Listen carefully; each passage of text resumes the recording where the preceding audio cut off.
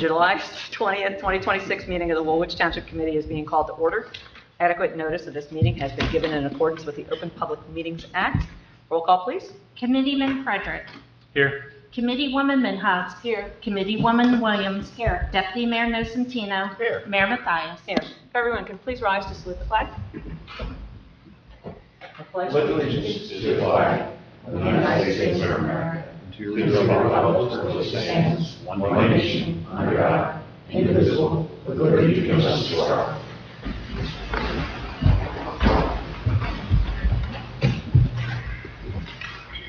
Now we'll have our first public portion of the meeting. The public is reminded to please stand and state their name and address for the record prior to addressing the committee. Can I have a motion to open the floor to the public? Motion. Second. I have a motion and a second. All in favor? Aye. The floor is now open for public comment.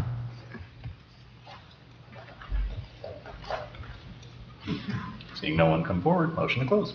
Do I have a second? Second. Motion and a second. All in favor? Aye. Ordinance 2026-14, ordinance amending the code of the Township of Woolwich to amend Chapter 95 code entitled Fees, to add updated language under Section 95 8.4 entitled Fee and Review Escrow Schedule. This is the second reading public hearing. Can I have a motion to open the floor to the public for ordinance 2026-14? Motion. Second. I have a motion and a second. All in favor? Aye. The floor is now open for ordinance 2026-14. Seeing no one come forward, motion to close. Second. Motion and a second. All in favor? Aye. And can I have a motion to adopt ordinance 2026-14? Motion to adopt 2026-14. I have a second. Second. All right, any questions? Hearing no questions, roll call, please. Committeeman Frederick. Yes. Committeewoman Minhas. Yes. Committeewoman Williams. Yes. Deputy Mayor Nocentino. Yes. Mayor Mathias. Yes. All right, resolutions. I'm going to look for a motion for a consent agenda for resolutions 2026-318 through resolution 2026-332. Can I have a motion for a consent agenda? Motion. Do I have a second? Second. I have a motion and a second. Any removals? Yes, Mayor, 323 and 329, please. Okay. All right, hearing no other removals, then I have a motion and a second. Can I get an all in favor for a consent agenda for ordinances 2026-14, 2026-318 through 332 with the removals of 323 and 329? That was a motion and a second, so can I get an all in favor? Aye. And can I have a motion to adopt consent agenda 2026-318 through 333 with the removal of 323 and 329? Motion. I have a second? Second. All right, a motion and a second. Any questions? Well, then I'll just fill in for 324. This is an existing position. So this is just filling an existing position, and the funds are coming directly from UCC. So the money is already there for that position.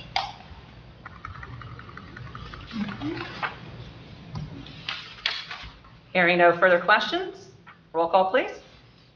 Committeeman Frederick. Yes. Committeewoman Minhas. Yes. Committeewoman Williams. Yes. Deputy Mayor Nocentino. Yes. Mayor Mathias. Yes. Thank you. Resolution 2026-323, resolution authorizing the acceptance and filling of performance bonds and inspection escrow on behalf of the warehouse known as the Russo Development and now known as WH Development Urban Renewal, LLC, Block 59, Lot 6, 6.01, 6.02, 8, and 10, Block 62, Lots 2 and 3. Can I have a motion to adopt?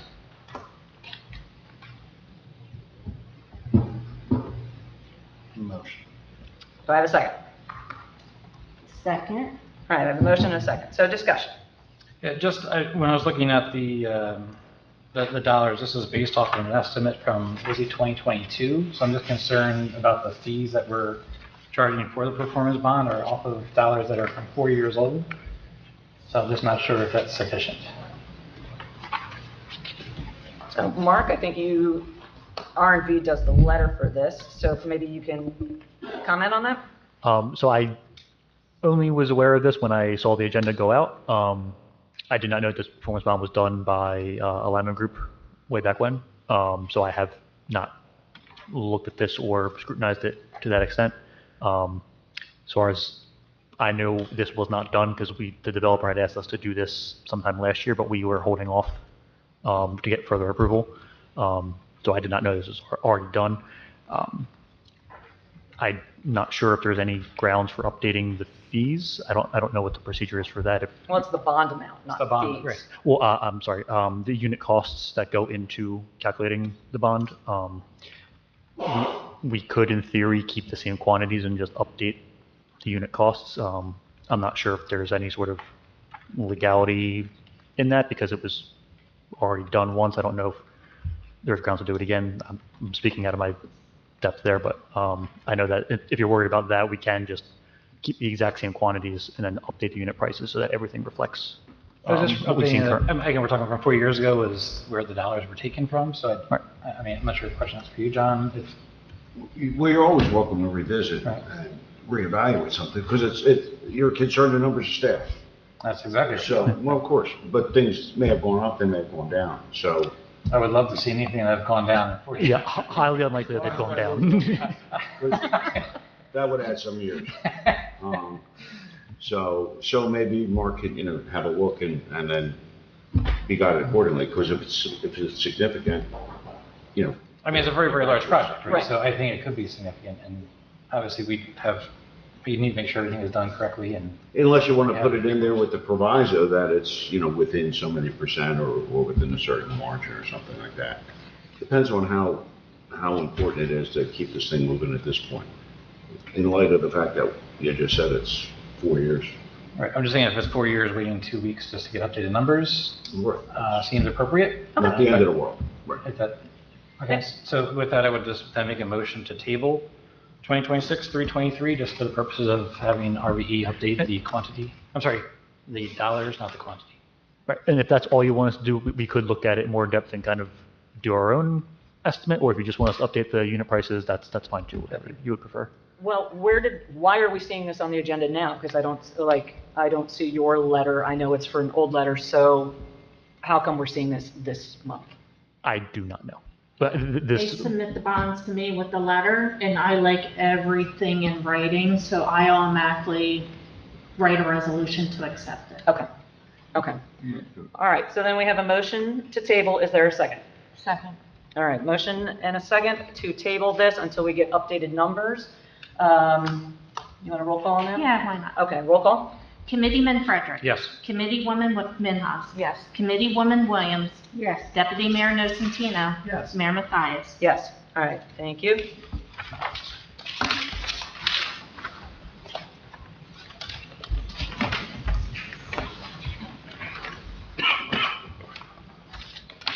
Resolution 2026-329, resolution approving a contract with Axon Enterprises Incorporated for proprietary video redaction software and related services.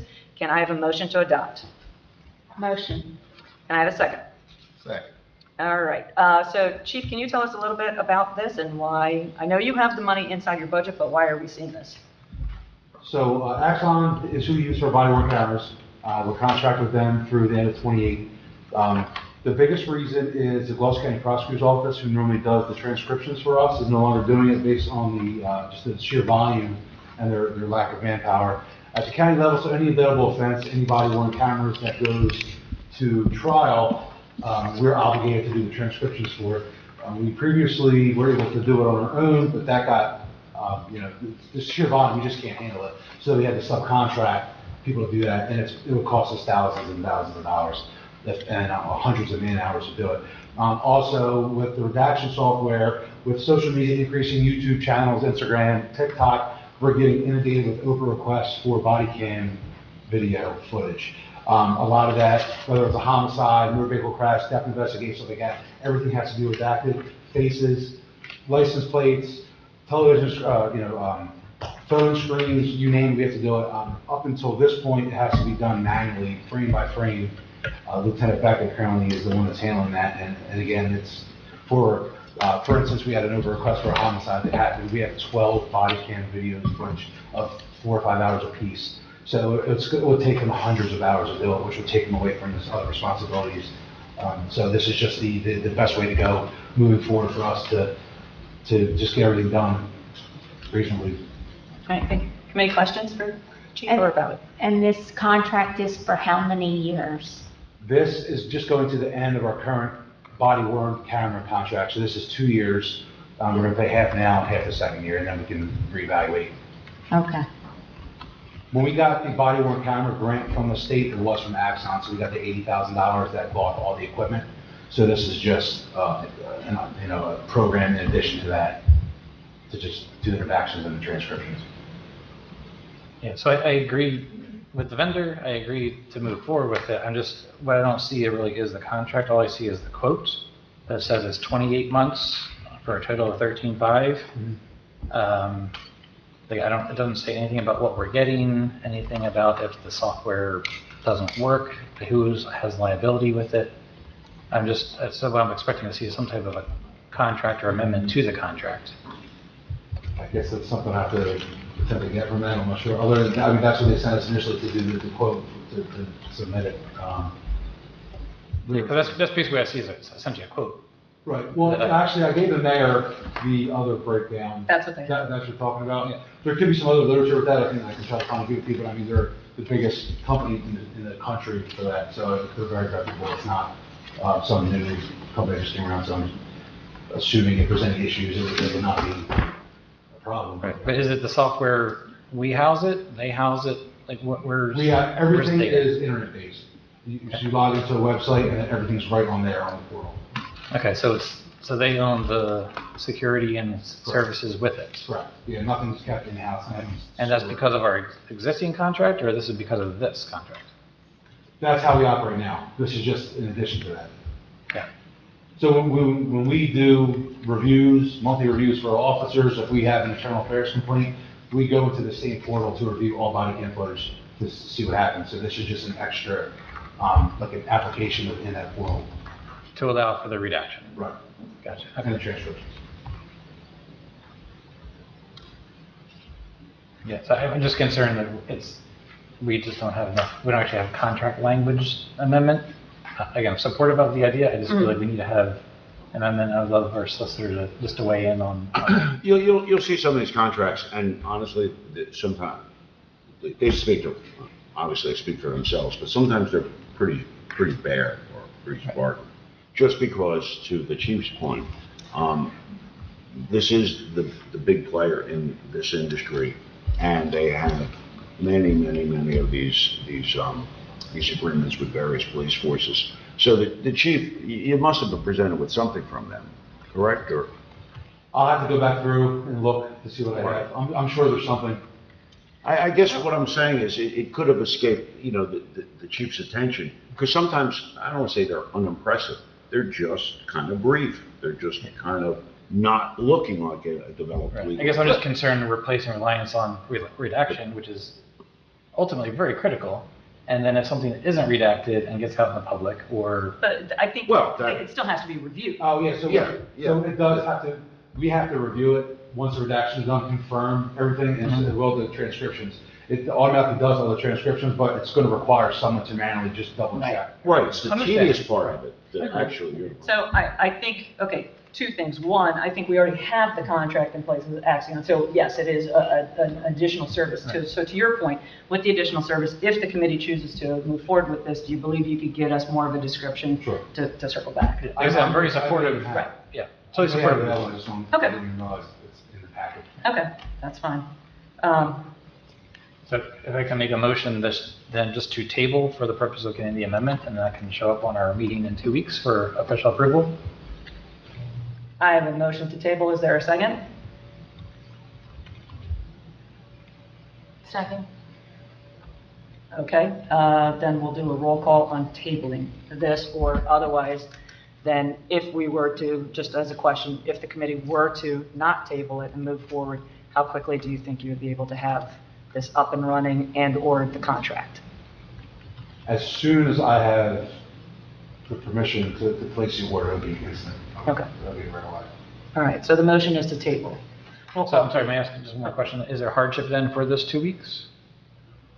Or are we still using the existing process? We're using the existing process. There was an open request that was submitted that really pushed for me to do this, but it looks like the, It is the one with the body camera for the 14 officers, correct? correct. But he also has not responded with the fees that were required to cover all of this. So we don't know if Right. he's moving forward or not. Right. But if he does, then, we have 7 days to Right. respond. Okay. 7 days to respond or to provide the info?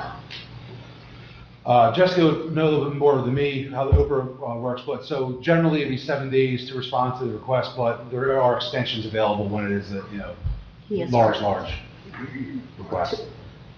I'm just not sure exactly how that's determined. Usually extensions, they say up to 21 days, depending on what it is. All right. So there's a motion and a second on the floor to table it. Roll call, please.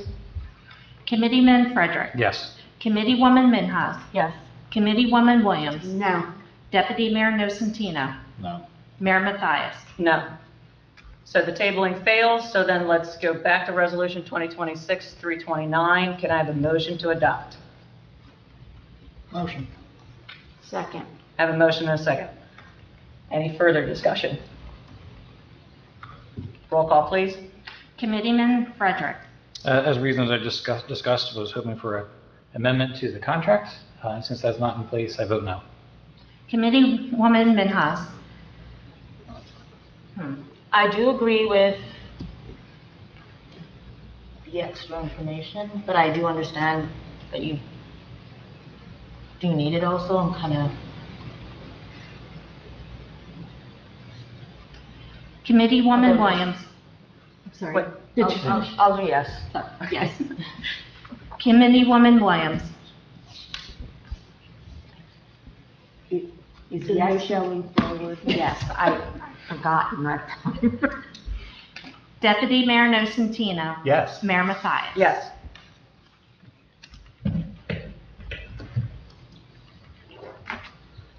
All right, monthly reports, administrator report. Yes, we'll go through it quickly, just at the top, the newsletter. Thanks for everyone sending their articles in. That should be coming out the end of August. Block Avenue Park, that continues. We are working with Mark and his team, Remington and Vernick, to try to get that completed soon.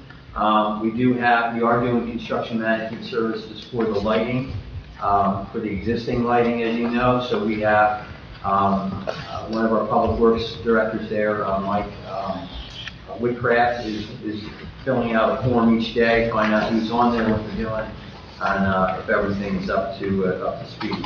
So that is moving forward. If you go out there, you will see the trenches that are dug. We are going to probably wait another month now until the product comes in poles.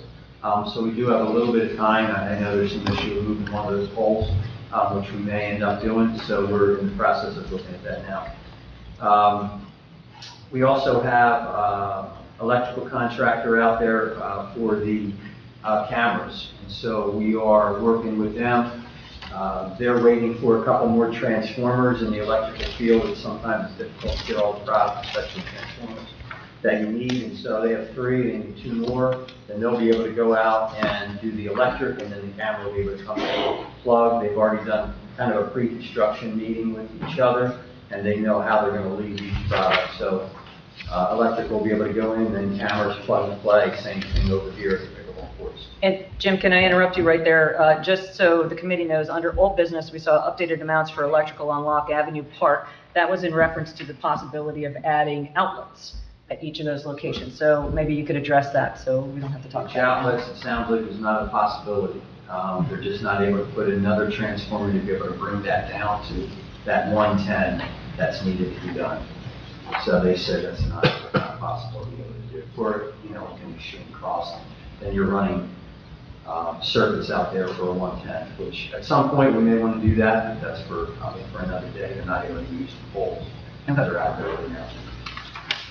Garland Road, I'm sure Mark will fill you in on this. I believe paving's supposed to start tomorrow. They did some concrete work out there already, so half of it from 322 to Benito should start tomorrow with paving. And then at some point, within 2 or 3 weeks, then Benito to Mill Road will start with South State. So folks ask you, that's kind of some of the process that's going on there. Pancoast and Exit 2 and all of that, with Wilson and North Point, we have chatted with them. They have submitted their study for, I don't know how many times they've studied, they put in the traffic study, but they are beginning to work together, which may slow it up a little bit, to work out a MOU with Mark from North Point again with Mr. Wilson, and then presenting that to the Turnpike Authority and JDOT. So it's almost a little bit like back in the year, it seems like. Now that North Point's back in, but they have gone to settlements, and North Point does own the property, so they're all in, which is good for us, I think. And then they're going to work on how they're going to expand and who pays for what, and who pays for the 322 light and all of that kind of stuff. So they are working through that process. Let's say, probably the final one will be stormwater management. We are working with Brian from Public Works. He does have a plan this year in his budget. You've approved the retrofit of inserts for about 600 inlets throughout the town. So they're going to work on that at some point this year. We have to get them fabricated and then placed on there. So we saved $150,000 probably by fabricating it ourselves. So I think that's a very positive thing. And we'll also, to be able to make the state happy with stormwater management plan, we're going to go out for street sweeping and probably sweep the streets once this year. And then we'll look at 2027, what our plan is. But that will, I think, keep everyone at bay, and that's moving in the right direction. Annual plan has been complete, sent to the state, approved. So we're doing well on stormwater management. On my report. All right. Any questions for the administrator? Just two real fast. I believe you said you have an updated SAB response letter that we're going to provide. Could you send that copy to the committee? Yeah, we have not supplied that yet. I think it's kind of a rough draft to make sure that the senator is good with it. And so my understanding is just right now we're not provided that yet. So we're looking to see. Once he approves and says, yep, that looks good, since he started the MOU process, we want to make sure they're in where the state's involved and how things are involved. If you can just provide the committee with the letter, that'd be great. And then the second one is, I know you mentioned you went to 2 retail conferences. Just curious what you saw from an Outlook perspective and anything from a Woolwich perspective. Yeah, I would say both of them are not as profitable as I wanted. Sometimes they are, sometimes they aren't. I mean, the one in Atlantic County was not as profitable. The one at Stockton was more information. It did see a couple of developers there, but there was nothing that was positively moving forward with any of either of those two.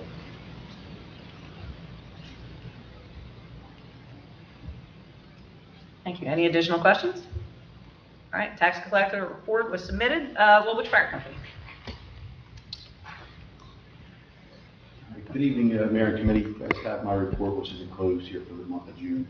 You can see we had 68 incidents, response time was 5 minutes, 6 seconds. And you will also see on there 11 incidents that we respond to, and that's typically because the daytime guys, some of it was during the daytime, some of it was in the evening. And it just, we responded, myself and maybe one other guy, we just weren't able to get a truck out of the alarm system where it could have been just a bad detector. We showed up, took care of the incident, and just didn't have the fire truck out there. We did have mutual aid coming to help us. Out of those 11 incidents, like I said, during the daytime, Mondays and Wednesdays, our career staff was at the academy, so a couple of those incidents came in. We didn't have volunteers around town, but we had mutual aid coming and cover them, so the incidents were covered. We just didn't want to get out. But you can also see here, Woolwich Township 41, Sweetboro 6, South Harrison 6, Turnpike 4, 4 in Harrison Township, 4 in Logan, 3 in Woodstown. We did one of our live burns here in June, and we also did Grasso Foods had a hazmat class given to us by their third-party trainers. They came into our firehouse, trained the guys in the firehouse on the in Irish Motor. They have the facility, how to respond to it, what to take care of, and things like that were there. And then they also did a walkthrough, and then we're doing a drill later this fall with them just to appease their requirements for the state. Also, we attended the Kingsway graduation, 520 kids, a lot of kids. I mean, I had 120 kids in my class, and I thought that was a lot, but it's getting bigger and bigger out there with the kids.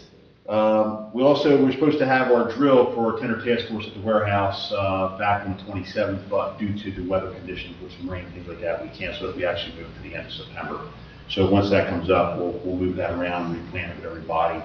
It's already in the books. We just have to talk to the property owner, make sure all the agreements are in place, and then we're going to run that. So once that comes up in September, you guys are more welcome. It'll be on Saturday morning. You can show up, see how this whole thing shovels water around.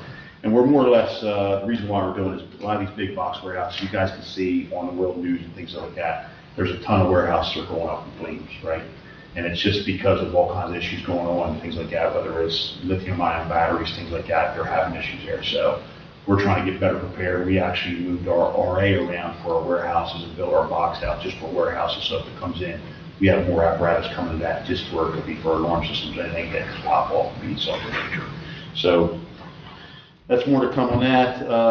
The career guys actually wrapped up their 60 hours of their fire inspector. They took their exam this past Wednesday night.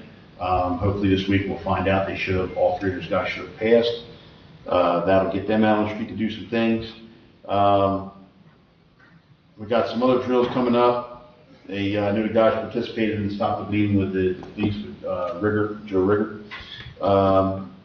And that's basically it. We're working to acquire some other equipment and items and like that, and we have some grants coming in that was able to, one of the insurance companies that the guys used to update our roof gave a $5,000 donation to us that we used to update all of our roofs and roof equipment like that and stuff like that. So we have that for high angle rescues, which was good because our equipment was becoming of age, so we got some new updated equipment, so which will work out well. But we are working on the situation. You guys can see it's just not us. Our volunteerism. We have volunteers coming out. We have a handful. Summertime's here. A lot of people are on vacation, so there's a group of us here. But we actually have a marketing firm coming in Wednesday night to see if what we can do to push our social media page more. I mean, we got 18,000 residents here. We were hoping, at some point we can get maybe 10, 15 young kids that join our organization to learn something that's in there. We should be able to do something. So we got a meeting with them Wednesday night to see what they can do to boost our values and things like in social media and our brand, to see what we can do to attract more younger individuals in this. And, like we had talked to them on the phone, a lot of them, we bring a lot of these young high school kids in, and once they graduate, they're off to college or they go in the military and we lose them. We have one kid right now, he was going to join, but he's going to the military in September. So, it's going to be a loss to us. And then with Lucas being gone, we'd have Lucas come in. Lucas took the government job, so, he's down in Georgia. So we're getting some people, we're losing some people. So it's like we're getting here and there, but we want to see where we can boost it and see if we can draw more.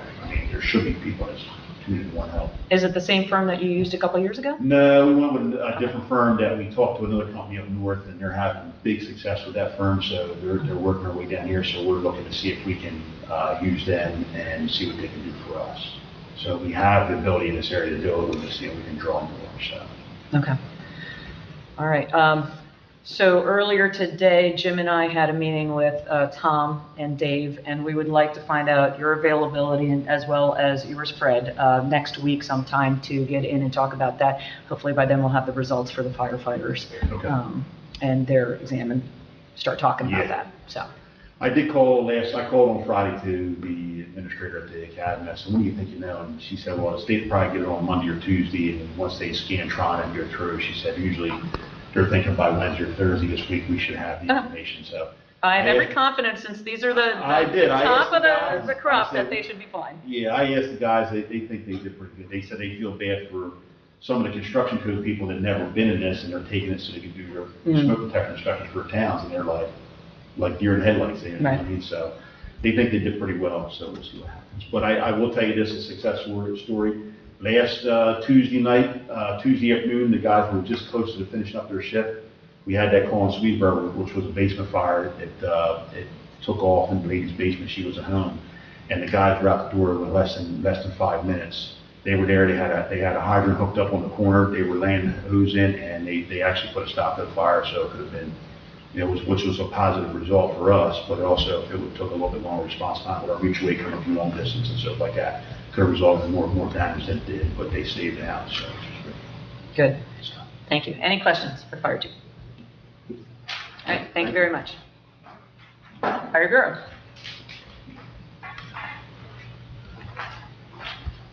Good evening, Mayor and Committee. You have my report also submitted. You can see the numbers for the inspections.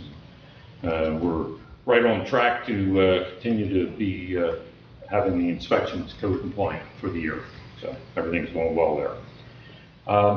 One thing I did put the reminder again on the bottom about fireworks.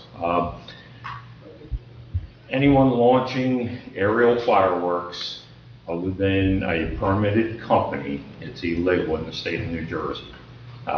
You launch it, you're responsible for it.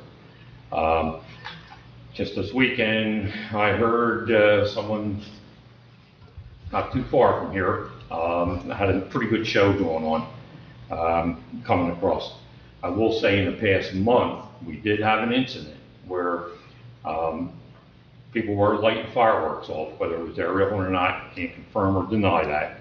But it started to rain, so they squashed their program, threw it in the trash can in front of their garage door, and 45 minutes later, it's a good thing the neighbor was walking her dog, otherwise the house would have been gone and potentially people inside could have been injured.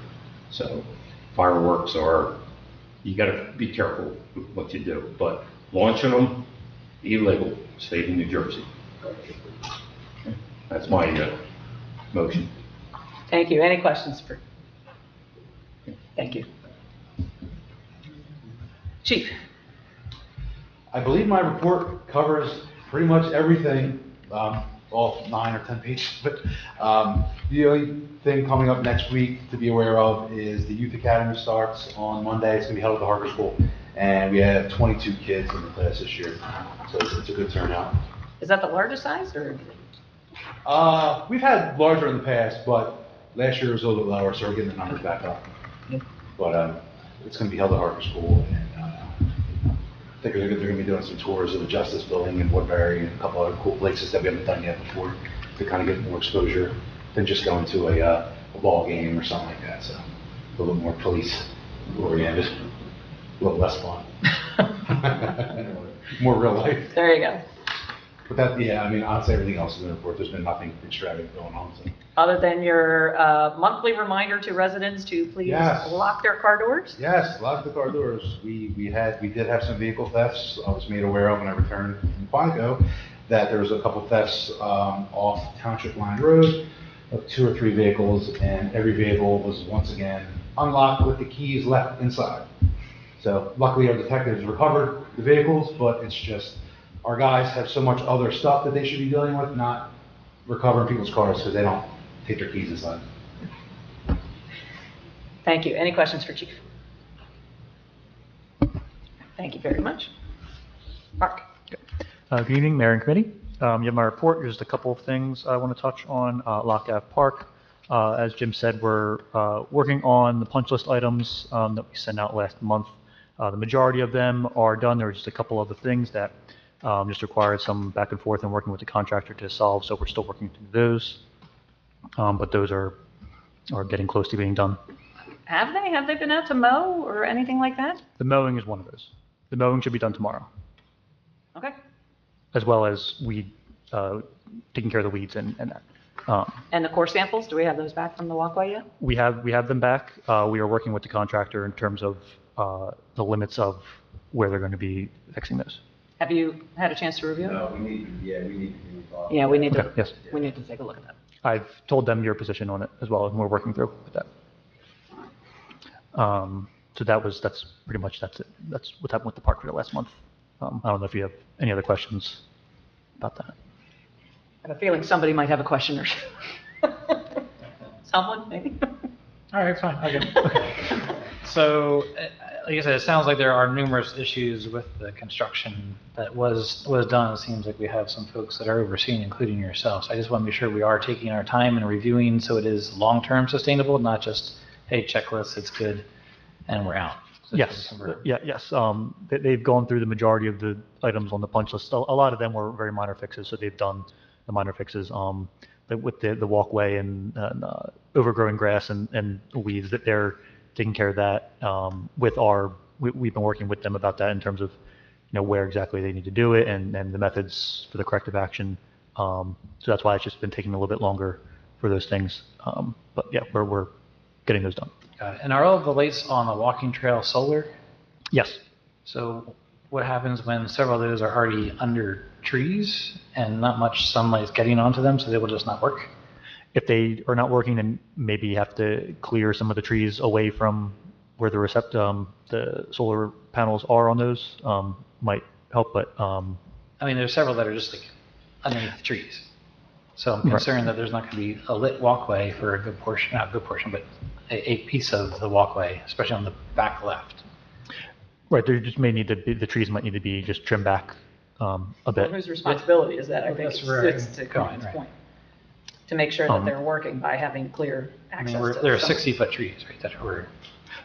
Right, I don't believe that was in the contract within for this project. So it may be a thing that Public Works might have to do, but I can double check with that. That wasn't, to the best of my knowledge, wasn't something that was in the contract for the contractor to perform.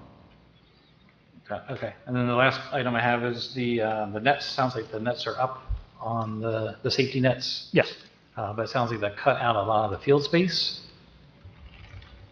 I haven't gone out back to see it myself, just I've been told it was basically cut out, like it's too far in where the poles are. I'm not sure if you have seen where the nets are. I've seen them. I don't believe it was cutting into the field space, but I can double check on that. I was out there today and it looked like it was in the I haven't seen it myself. I just when I heard from a couple folks. So I just want to make sure that where we put the nets, it's still adequate field size.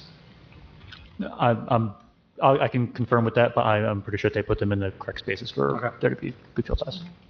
I was also out there after the nets were up with Mike Whitcraft and the soccer people, and they did not say anything about the spacing of those nets.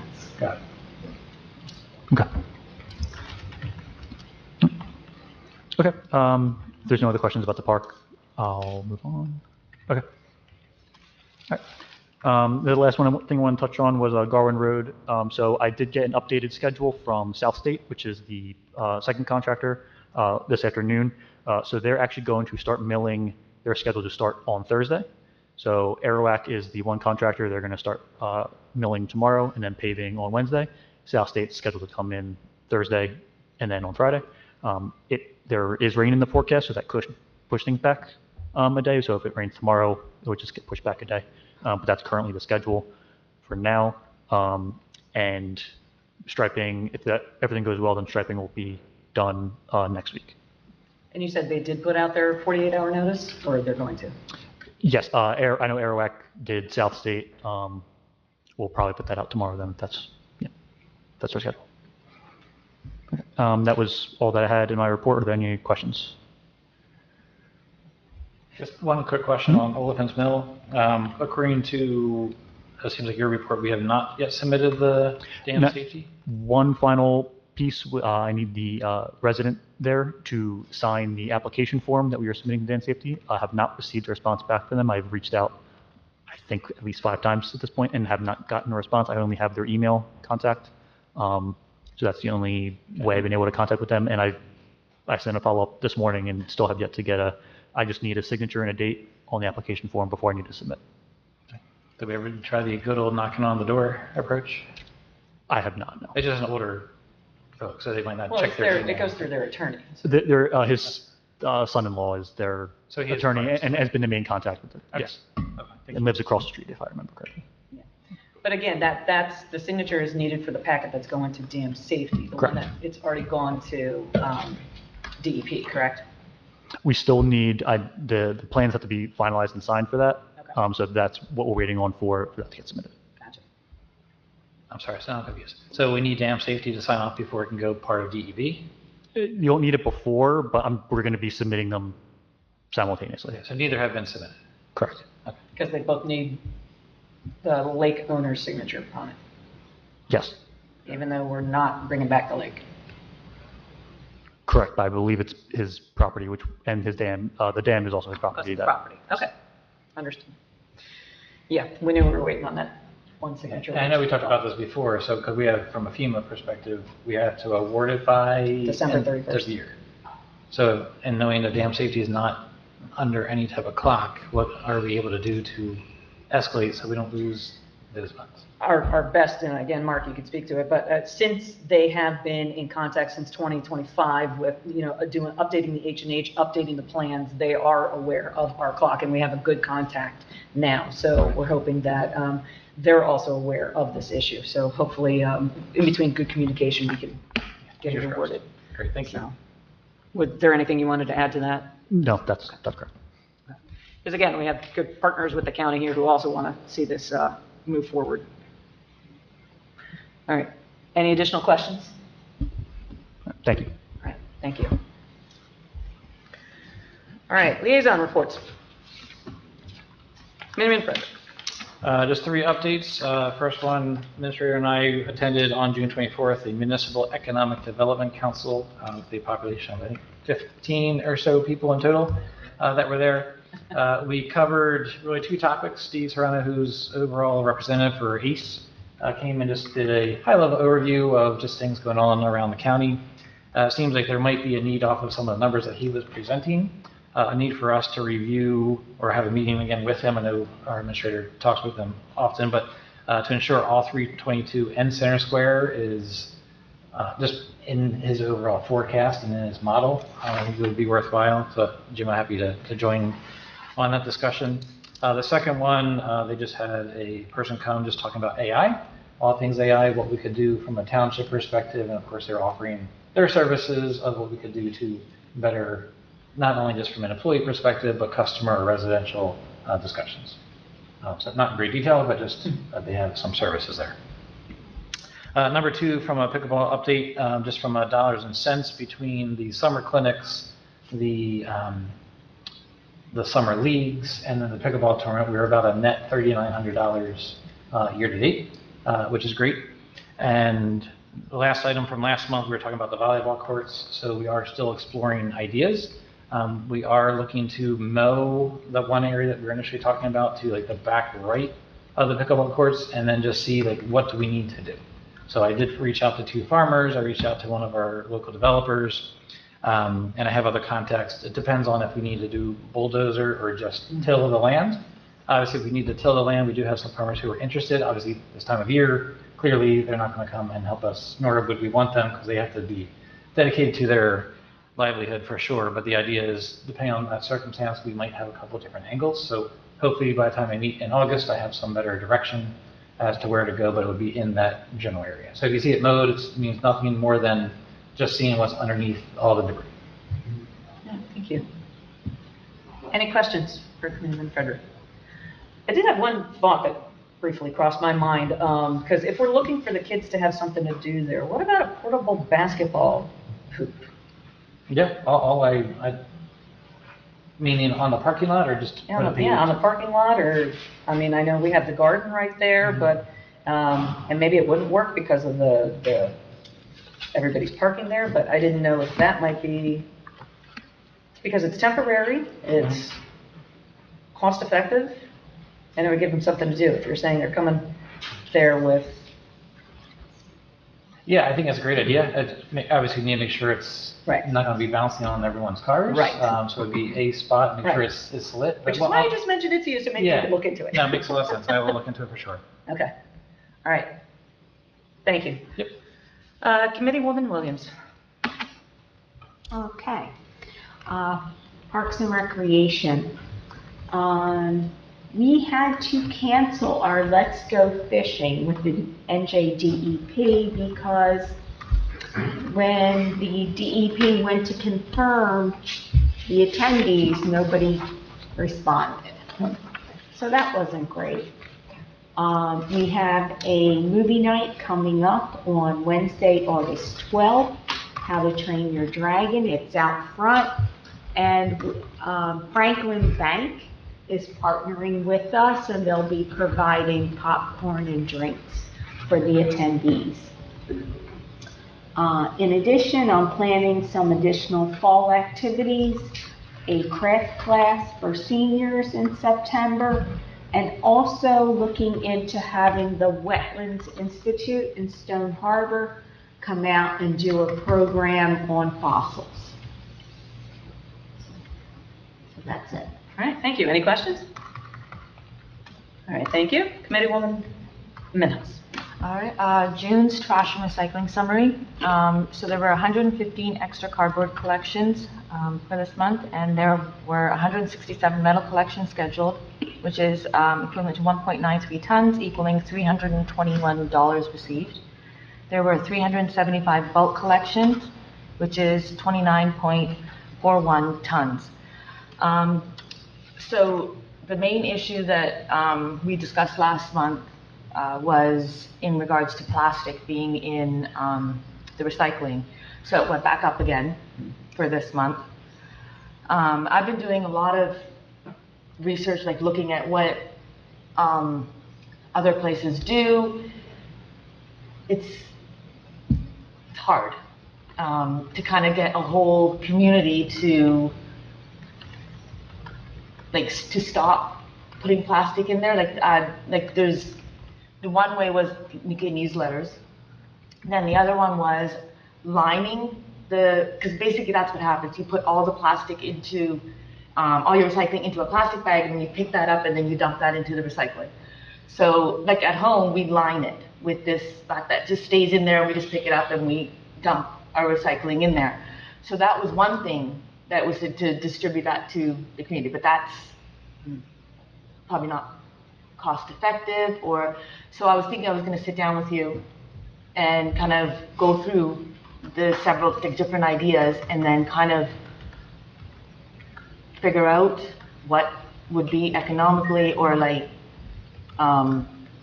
what would work best for the community. Okay. Yeah, because as I said, I've been Googling Good. and doing all that. No, I trying think we to need figure out. as many ideas as we Yeah, can to. because I mean, as I said, me being being born and raised out in Canada, it's done different. So we have different boxes. Yeah, it's for not single every- stream, Yeah, right. it's Yeah. and they come and pick up, and then if you put the wrong thing in the wrong bin, They don't take it. fine you, and they actually leave a ticket for you. Yeah. So it's very different. So for here, it seems just trying to figure that out, trying to rack my brain, okay, what could work? It's been difficult. So, but we'll figure it out. We will. So that's why I just said I've got the ideas, but just to sit down with you and then kind of pick your brain. And if anyone else has any ideas on the committee, or even the residents, that would be amazing too. Just to get everyone's feedback on to how to get the recycling, to stop putting plastic in there. So, and then on the wellness topic, we do have a meeting scheduled for July 22nd at 7, which is a Zoom meeting. Correct. So, more details to come on that.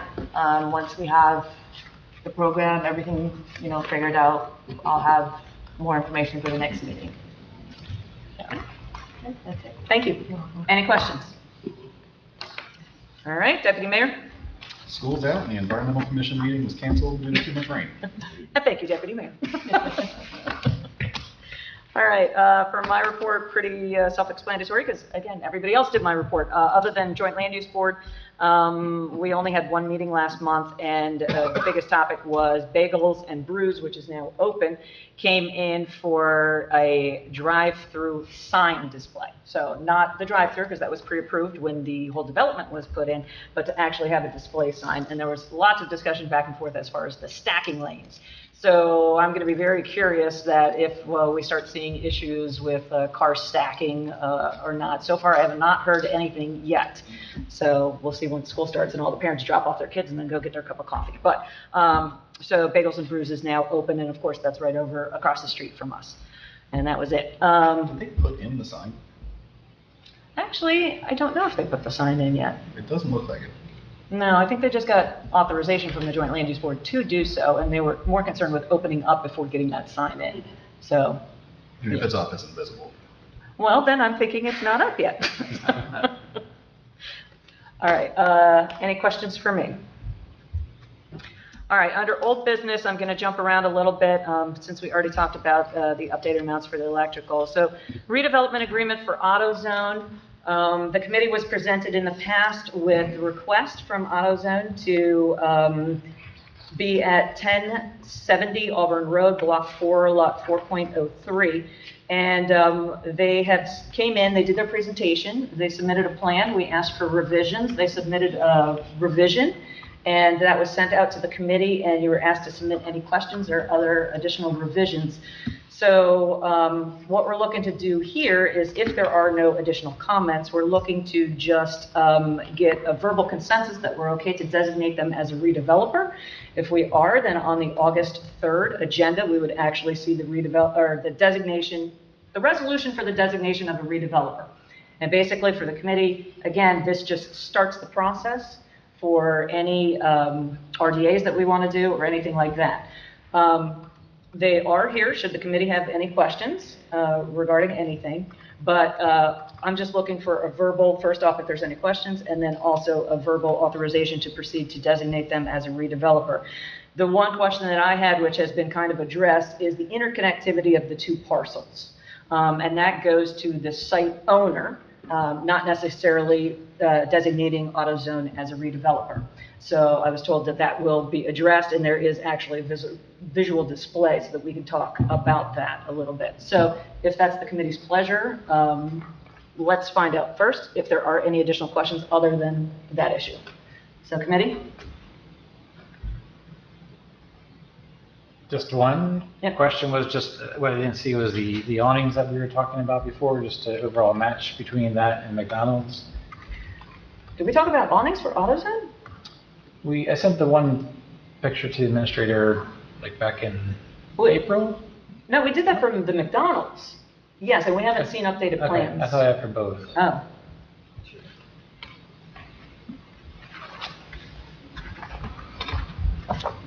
Yeah, I don't remember that request.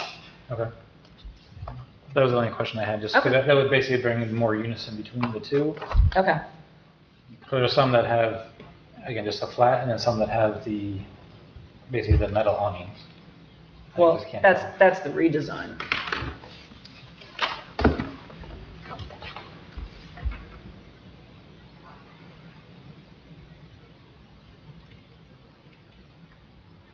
I can't tell. I don't think it's in there, right? It's just a flat front.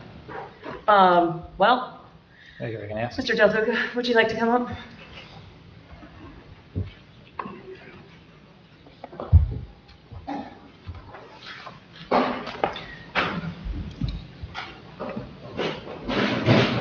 So again, I guess the two questions, again, we don't need to go into a full presentation, but the two questions before us are, again, the site plan, the interconnectivity of the two parcels, and then I guess an awning question, or what exactly the redesign incorporated. Okay. Just give me 1 second.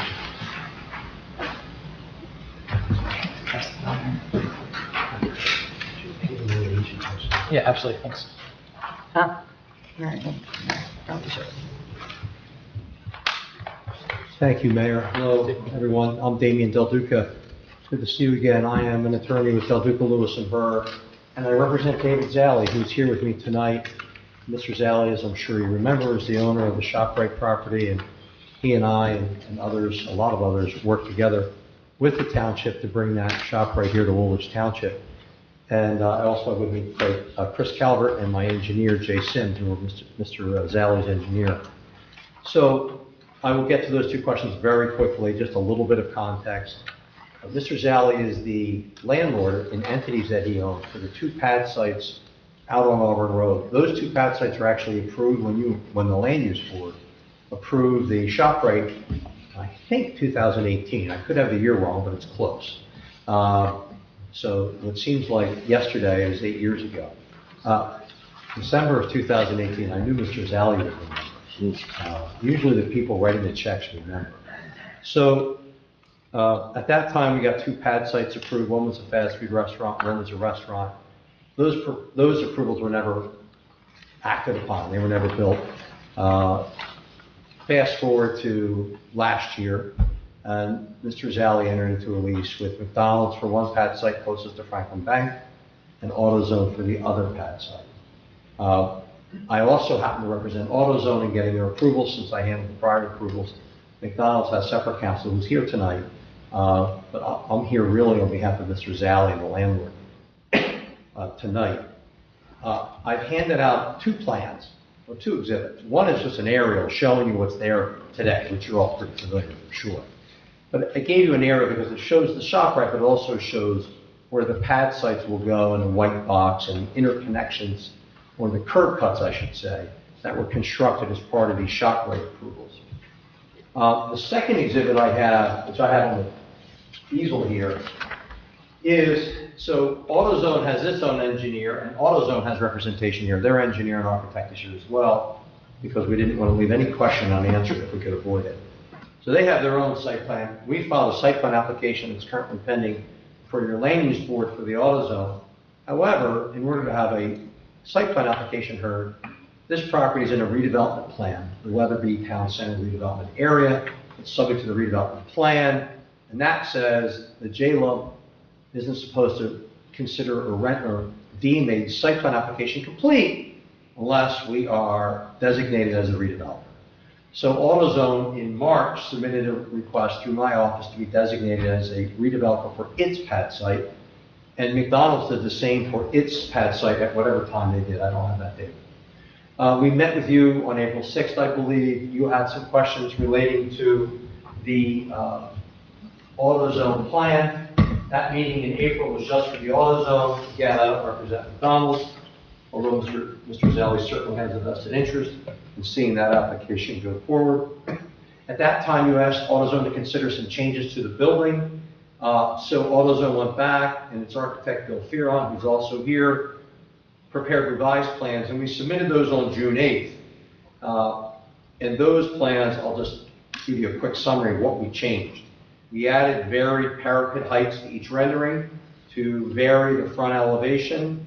We added ephes to the rear elevation. We added a horizontal projection to the ephes on the front elevation. We added piers to the side and rear elevations. We removed the striping from the rear and right elevations, and we reduced the striping on the left side elevation, all to, I think, create more architectural interest to the AutoZone building.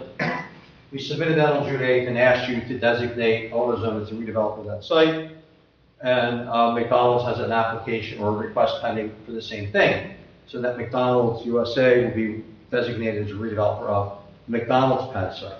So what I asked Mr. Sims, the landlord's and Mr. Zally's engineer to do is take the pending site plan for AutoZone and put it on a sheet and take the McDonald's plan, the latest McDonald's site plan, put it on the same sheet right next to each other, 2 different engineers, 2 different plans, but wanted to put them side by side because at the meeting in April, you asked a question, I think, Madam Mayor, about the interconnection. It may have been someone else, it may have been more than one. So this, which you have handouts of, shows these plans side by side. To orient everybody, Auburn Road is on the left, so Center Square is off the plan here.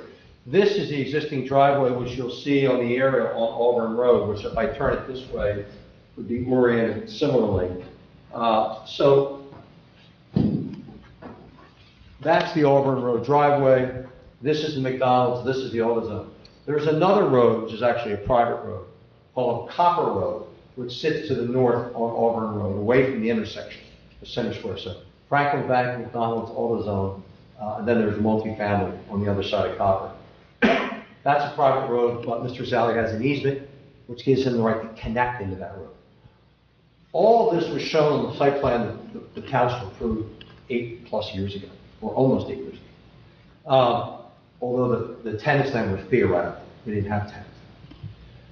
Access will be off of the existing road from Auburn Road that goes between the bank and the pad sites and helps service the ShopRite. Of course, you know that the center also has access off of Center Square Road, right across the street. And then there will be access via Copper Road. So AutoZone will have access via either of those two driveways and in the back of the AutoZone. And similarly to McDonald's, although their entrances are on the side, off of Auburn Road.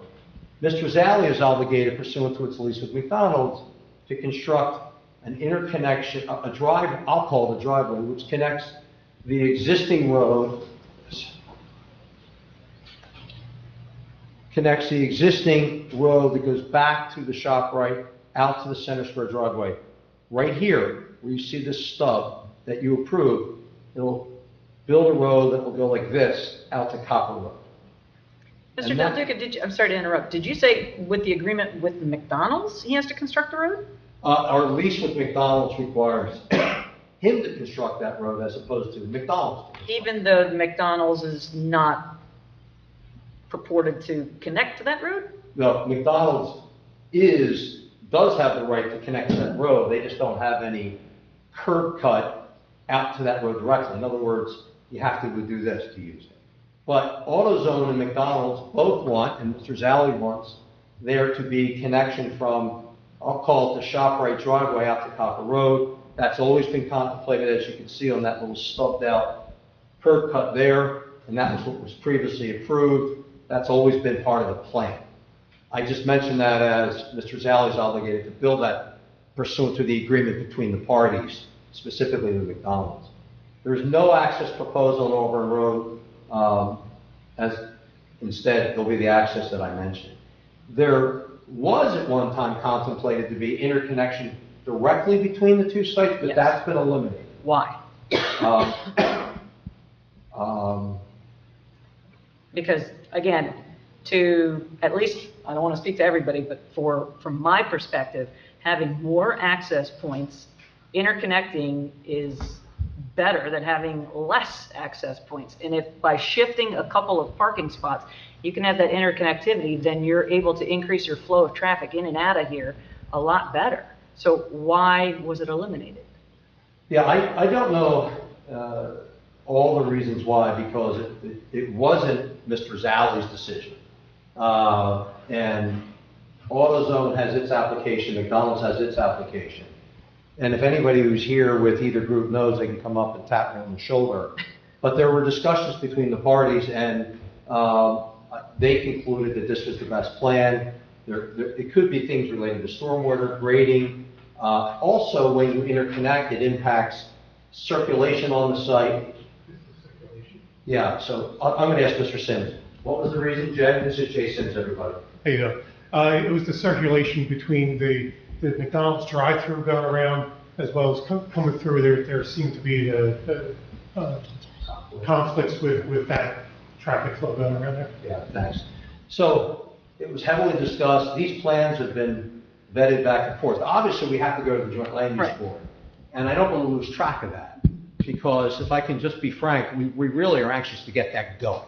And we can't, because your redevelopment plan requires us to be, AutoZone and McDonald's both to be designated as redevelopers. Both uses are permitted. AutoZone's already filed their site plan application. I suspect McDonald's is very close to being ready to file theirs. I can't speak for that. So your redevelopment plan, when it talks about designation in the plan itself, it talks about things like seeing the plan, which of course we brought with us tonight, and qualifications relating to financial condition and experience. So this isn't the end. This isn't an approval of a plan where we can go build it tomorrow. This is a step in the process. Understood. And it's one we've been hung up on now from AutoZone's perspective for about 4 months. So we're anxious to move it forward. And I know McDonald's and Mr. Zally is as well. So, and I guess those discussions can continue in front of the Joint Land Use Board, but that's the reason for that. Well then, committee, as we have Mr. Del Duca here, what questions, if any, do you have? Yeah, so I'm all for moving forward. Just the one item that I had. So I did an email on May 1st, so I was having to be down in Maryland. There's an AutoZone at 211 Alfred Street in Georgetown, Delaware, that basically just has an awning on the front. So kind of like ShopRite where it has its awning, and the McDonald's where we're talking about its awning. It would just basically provide a better match between the three as compared to just a flat front that would be off of Ashburn. That was my only comment that I had.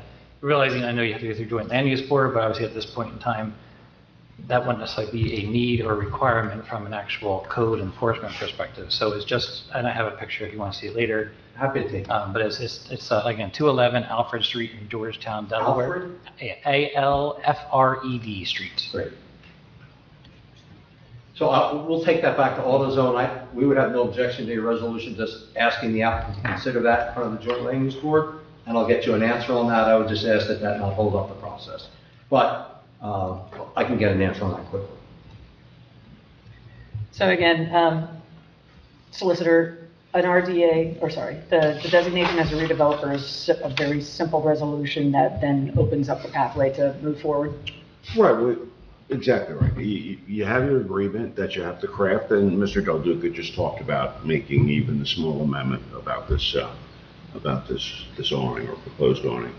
And yeah, it's teed up. And that's something that the township drafts, because I know we've had it presented to us before, but right now we don't have one from It's something that the township is involved in crafting with the proposed redeveloper. Now, the proposed redeveloper is welcome to submit what they think works for them, and then the township is obviously obliged to see if it works as well for the township.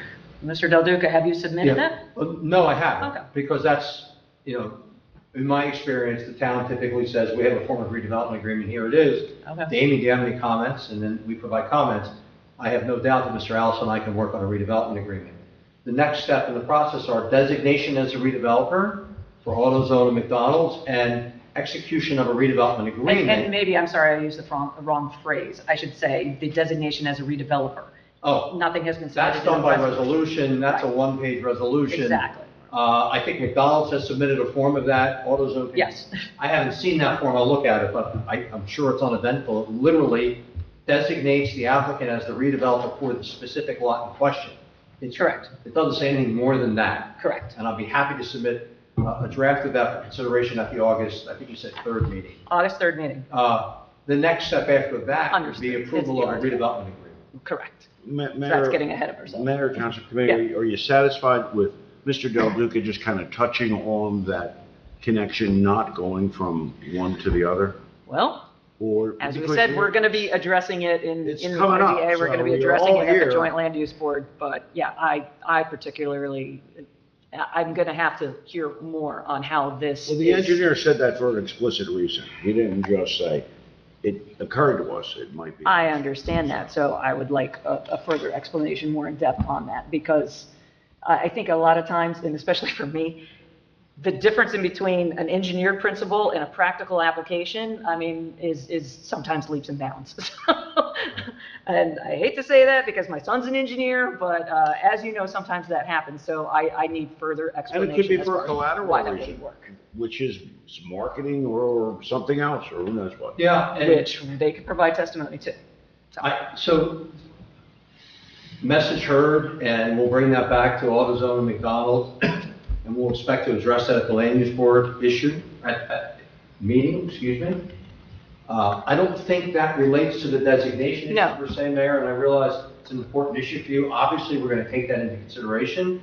If this wasn't in the redevelopment area, we wouldn't even be having this discussion. Right. Correct. So it would be coming up for the first time in the review or the joint land use board meeting itself. Correct. So we expect that to happen.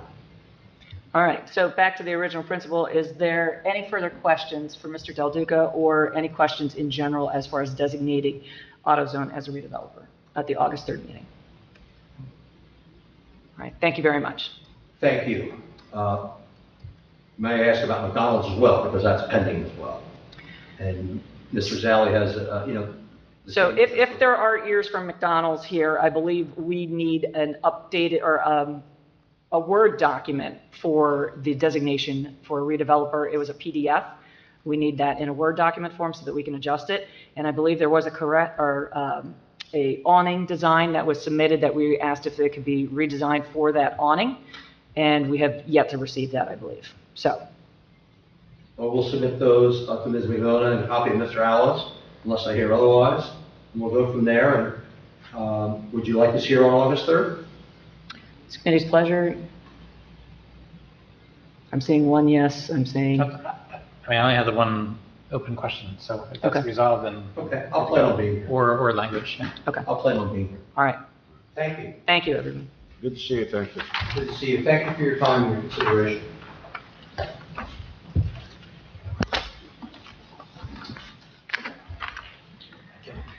All right.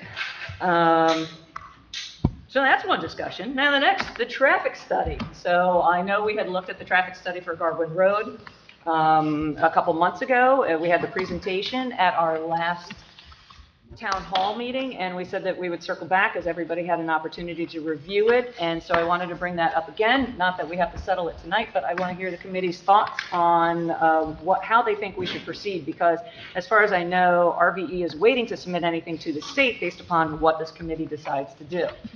For a refresher from the public, the traffic study again tracked accidents at the intersection of Garwin Road and 322 over the last several years, even indicating which designated turning motions most of the accidents occurred at. It seems the majority of the accidents were northbound Garwin Road on 322, making a right-hand turn. So that's where the majority of the accidents took place. Also in the study, of course, it's important to note that 322 is a state road, so we have no jurisdiction over that, other than the report concluded that if we petition the DOT, that the warrants are there for them to create a pocket, a left-hand turn pocket for north and southbound Garwin Road. So asking them to review that is something that we could definitely do, and that would be something I would ask the committee. I think everybody would be in favor of that. But again, that's why I'm bringing it up, so that we can talk about that, to actually start petitioning DOT for that left-hand traffic safety measure. And then it becomes, what do we do for Garwin Road itself?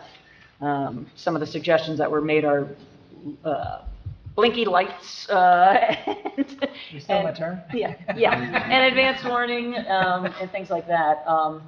And also southbound. So let me start with overall. Is anybody not in favor of petitioning the state to submit this study that says it meets its warrants for that left-hand turn?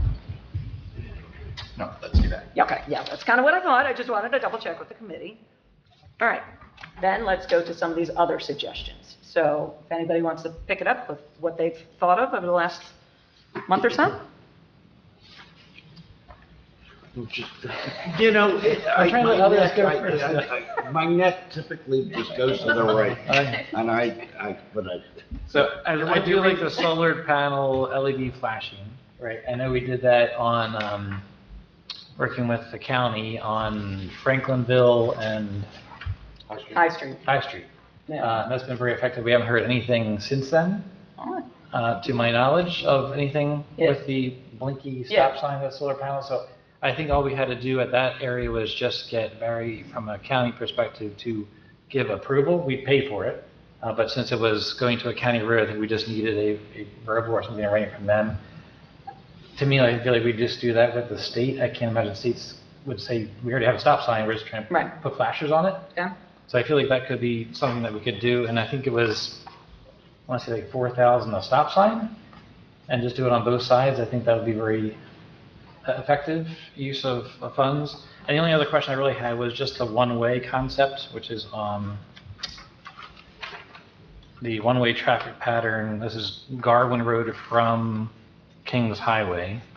Mm-hmm. The only question there is, how would the local residents get into that road? They would have to make a left off at 322, which is a concern, right?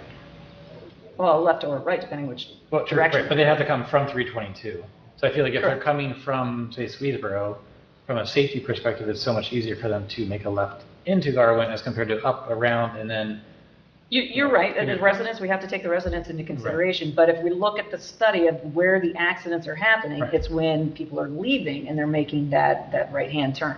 So, yes, I think if we are to consider making a change, it would be now, before we have more and more traffic on there, so that everybody gets used to the pattern. So yes, it might be a small inconvenience for the couple of houses that are there, and we should definitely bring them in to talk about it. Right. But to me, it comes down to the accidents, and the accidents are happening when people are making a left-hand turn heading north.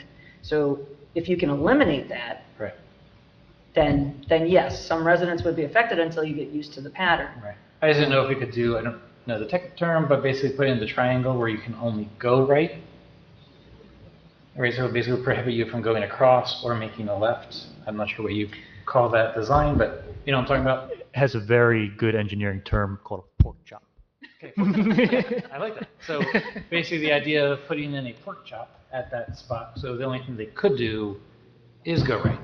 Yeah, So but all pork chops have to be mountable, correct? Because of tractor trailers and all that? Correct. We would also need approval by the state to do that, and more so than just putting in the stop sign, they would actually have to take like an engineering look and give their Well, I think blessing for it. No, I mean, it's going to take time. I just think like stop sign, flasher, alerts, like that we can just do. Well, I know we need approval, Right. but that's like just get her done now.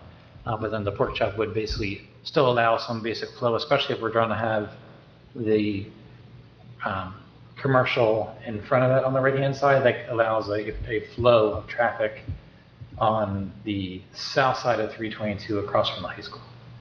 Where there's right now three or four different commercial lots proposed. As compared to a one-way. Right. I think we would have to do an engineering study on that then. We're still trying to propose the same concept of no straight, no left, right only. Correct. It just seems like that might allow for a better flow overall. Yeah, I don't know. What's additional thoughts?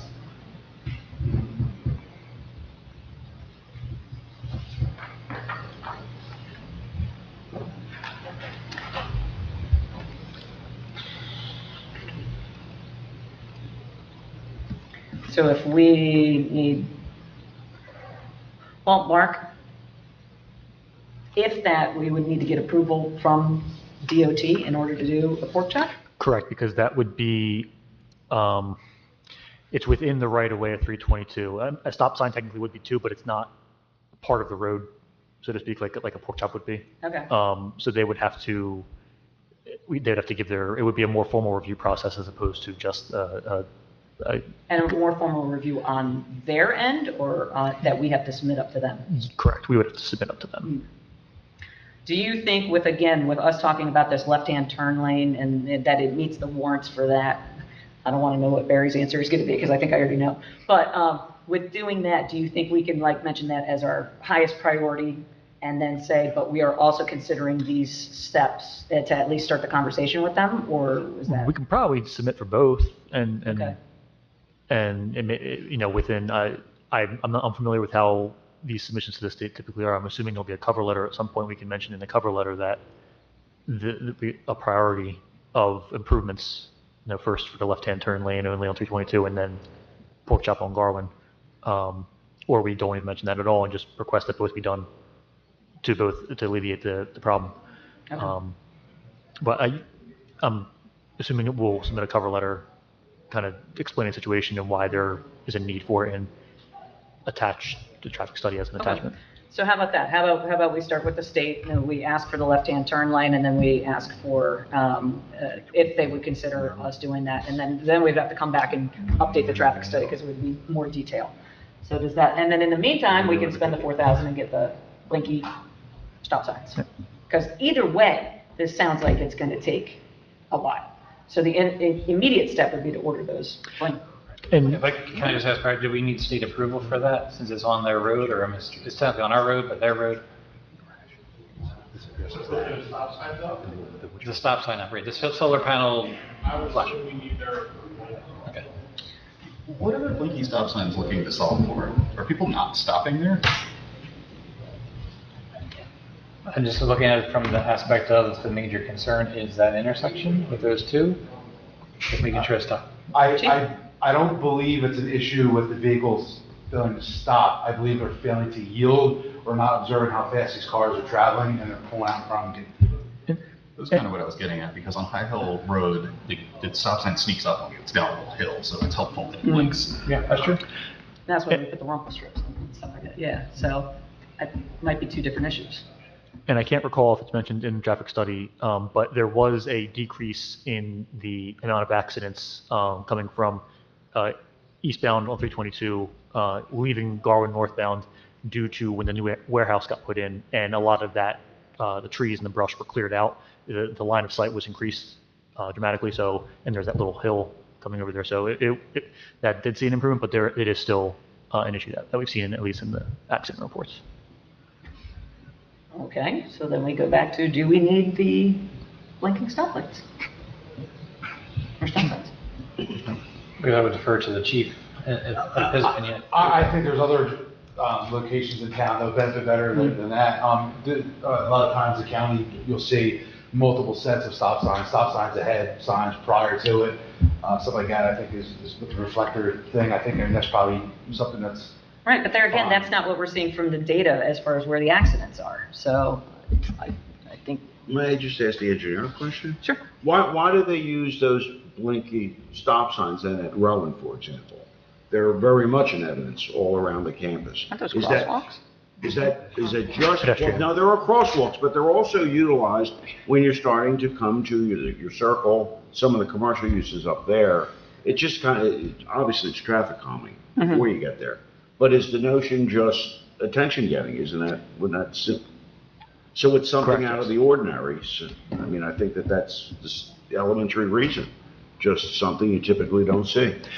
Yeah, it could be that. It could be. I know as well. For in certain cases, sometimes the intersecting road is a road used for like EMS. So there wouldn't be a stop sign on that road. So this road, you want them to stop, and you have to really say stop, stop, stop, just in case there's EMS coming in a direction too. So because on a campus, even with pedestrians, you're on a campus. You know there are students. So if there's any reason not to need them, would be on a campus in front of the library, on Rowan, but yet.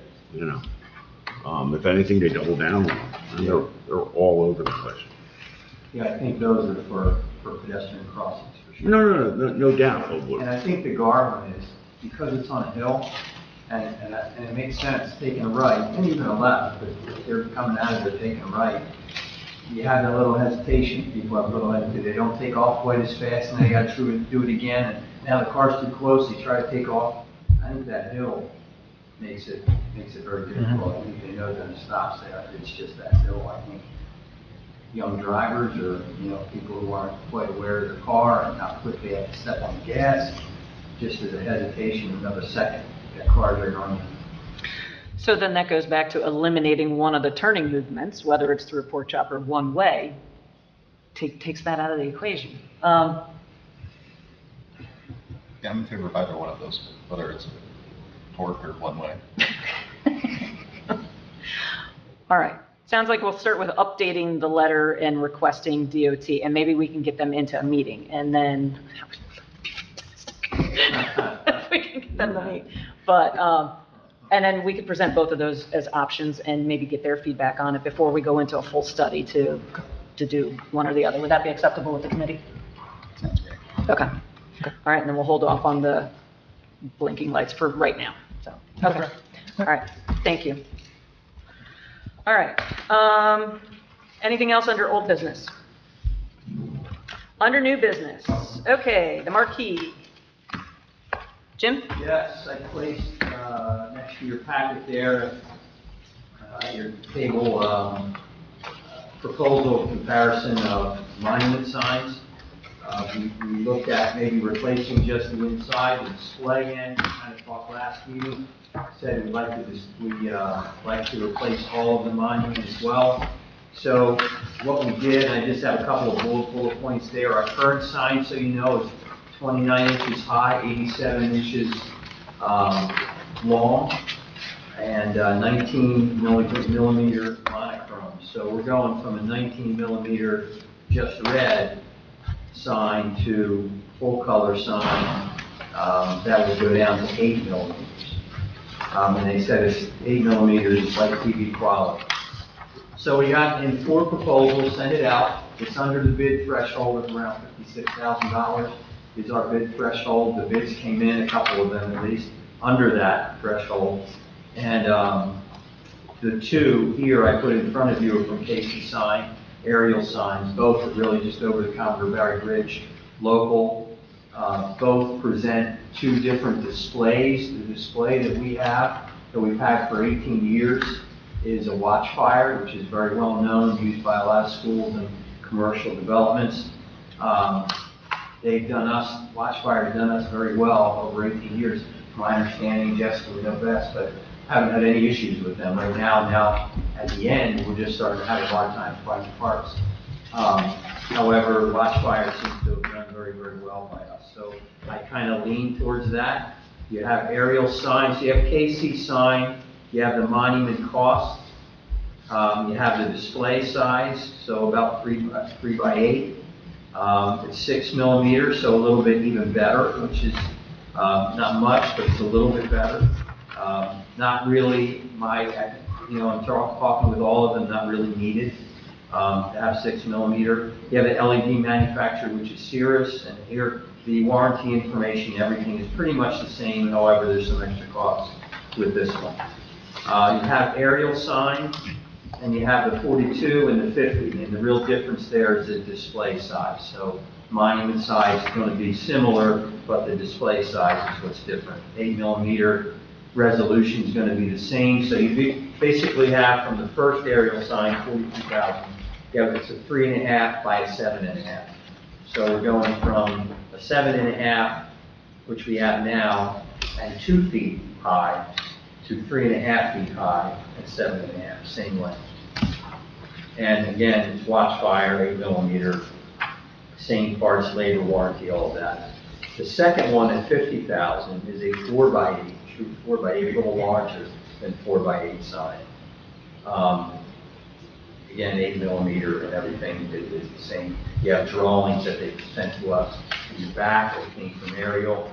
So as you go through it, and I went through all 4 of them quite a bit, and as you go through these 2, my recommendation, and I didn't put it down there, but my recommendation would be more in the aerial sign, mainly because of watch fire, and whether we would need that $50,000 one, that 4 by 8, because it's not like we have a highway there, but you have 3.5 by 7.5, in my estimation, would do probably fine in size. And again, we do have monies that are available for this through Twin Communities. I chatted with them today just to make sure everything is correct and right, PO and no deposit and all that kind of fun stuff, which they are good with all of that. They're used to doing schools and municipal governments and so forth. So, any questions, and I even put in there, their proposal, which is that second page, which gives you the different options that they sent. And I kind of parsed out those 2 options. Any questions at all? Well, I don't think we need the 50,000 one, because again, I think anything is going to be an improvement as far as over what we have, and just going full color display. So I think it just comes down to what we want the packaging to look like around it. Not this brick. And all of these, and again, you can tweak all of these. The only thing is the brick on the bottom one, the last one, the wording, municipal complex, and again, you can change the wording and all that, colors, and all be changed. But the brick at the bottom, the municipal government at the bottom would not be lit, would not be illuminated on the brick. No backlight or anything like that, like Logan has? No. So the top would be nothing on the brick. The Woolwich Township at the top? Woolwich Township on the top is illuminated. Oh, okay. What's on the brick at the bottom would not. Oh. Okay, so that's it. Whether you have anything at the bottom. I don't know. The brick's ugly, so you can just. Yeah, well. I second the deputy mayor. All right, that one's out. All right. All right, before we can continue with the design suggestions. I just wanted to get that out. Okay, no, good, I appreciate that. Yeah, let's start with, are there any general questions, or, again, is everybody satisfied with the administrator's suggestion? Do we have any feedback from people looking at the sign in general? Because all it ever tells me to do that I recall is pay my taxes, which doesn't really make me feel warm and fuzzy. Like, I don't know if you, have you received any feedback from residents that sounds really useful, or? I have. I've heard people like, oh, yeah, I saw the Yeah. VFW meetings or things like that. And again, we're talking about an 18-year-old display. So now if we have full color, and I'm sure Jessica will have a Easter bunny hopping across and say, Easter egg hunt coming up and fun things like Yeah. that. And It certainly makes, and I shared this with the mayor before, to me, signage is important. It's important to a business, it's important to a municipality, it's important to a school, that what they see or what they have on that sign shows the quality of what's over in that building. If there's an old dilapidated sign at a restaurant, you go, I don't know what the inside's gonna be. I kind of think that same way. Again, you can overdo it and say, and build it huge and really expensive. But I think the quality of the sign also says the quality of what we take as important within the municipality. sure. I like the cheapest one, and no brick. I do like the larger one, and I think it looks funny with this open gap. And I'm sure they could tweak that, I'm sure they could bring it down, and so everything is kind of squashed down and you don't have that gap. All right, so how about this, then? If the committee is okay to move forward in that, well, I guess we'll see the proposal. If we can get new designs, I guess the committee members send Jim your suggestions as far as, I think you heard us, no brick, but other than that, send suggestions of coloring or designs, and then we can go from there. Because these designs are coming from KC, right? But we're going to go with Aero. No, these designs were all from Eric. Okay, all right. So in the next week, get your feedback to Jim, and then if you can compile that and And send it how back out. many years is this gonna last us? Like, Well, this one's 18. The reason we have to it would still keep going, but the issue is the computer that it's hooked up to. so So- we're thinking this is for the next 30 years. How about I that? really can't tell you how long it's gonna last. This one's lost 18 in the technology world. Right. That's eternity. They're going to have holographic projections right inside your vehicle. What happens is they discontinue parts after a while, which is what's happened to this one. We can't get a part. If it goes Right. down tomorrow, we're done. So we would have to then wait, which is, I didn't want to get in that position. Sort of waiting 3 or 4 months to try to then get signed. We can't get parts now, so if it goes down, we're done. And everything is online, just like yours situation, and this as well. Jessica, she'll be really busy at home on her phone making changes. So you'll be able to make changes, all over the place. So it's a great system. The one we have out there was state of the art. You got it, so kudos. But now it's just, it changes so quickly. Parts go very quickly. The good thing about Watchfire is they keep those parts. From what they're telling me and what we've experienced, they keep them for much longer than other display groups. Maybe we could, like, physically go out there and, like, Tape measure is yes, how high it's going to be. yes. Well, 7 by 2 now. So you're going to go 3.5, but actually, yeah, absolutely. You could take a tape measure and say how big, a piece of plywood, 4 by 8, how I think of it. Piece of plywood fits there. That's 4 by 8. It's a big sign for Center Square Road. So you could do that, or you could also, this is probably 3.5 feet, like close to 8 feet. I wonder if you'll be able, how far you'll be able to see it. Space. I was gonna say that the neighbors will have to get sunglasses, basically. It's too bright. If you'll be able to see it from the intersection. Oh, I would not think so. You're not going to be able to read that font. I don't know. I don't know. They brought a big display here, and it was beautiful. All right, well, why don't you take your tape measure and get back to Jim with your feedback on it? We'll take a site tour. I will come meet with you, Jim. We'll do it, all right? This is the future, and I want to make sure we make This the is right the future. decision. That's Yes. a good way to put it. So are you okay with the aerial? So, yeah, that's fine. Just 2 questions would be just making sure it's fade resistant, because I mean, the green looks nice, but we get a lot of sun. I'm not sure what it's actually made out of. What was it again? It's fade resistant. The green, I think I he can was see the talking about dark the green green color. becoming pale green, like my Yeah, sliding right. board. Well, yeah, but then again, you go look at the municipal building and it's the beige. So, I mean, the beige is one of the options. Do we Yeah. not even do the green? Yeah, I just meant any color that we go with Yeah. is what's the, We just put color that way because it's a logo Right. color. You can put and then we just wouldn't do any shrubbery, we would just do the sign or system mulch. Otherwise, we would cover up the current design of the word municipal complex. Yeah, and that would be on us, what we put out there. I'm saying we couldn't, because it would cover up the words. But we don't need to have the words. We can write an email with your feedback to Jim, so we can the next thing. Or we don't even have that bottom piece and it's just on Yeah, this, and then you could could put it all at shrubbery. the top and you don't have to have. And then we the save words some money. at the bottom. Yeah. So there's a lot of options where you want that, the logo, the wording. All right. Yeah. Sounds like we're moving forward with at least you have your vendor. Sounds like we have a lot of design questions and ideas. Some more than others, but, Do we have a size, or you just want to say No. aerial? No, we What don't. do you think? She wants to stand on the corner and see how far she can read it, so. Yeah. Okay, I will follow up, like, you, maybe in the next 5 days, if you could give me what you're looking for, and I can send it to them, and they can send it back, and I'll send it to them. All right, some different images, different designs. all right. So committee, if you have AI, strong opinions, get please going get on that AI, to Jim. get some Right, designs yeah. going. Send them over. And we're gonna end up with 5 different things and, make, make them work for this. But, okay. Sounds like, is that acceptable, Jim? You have a path forward? You. Okay.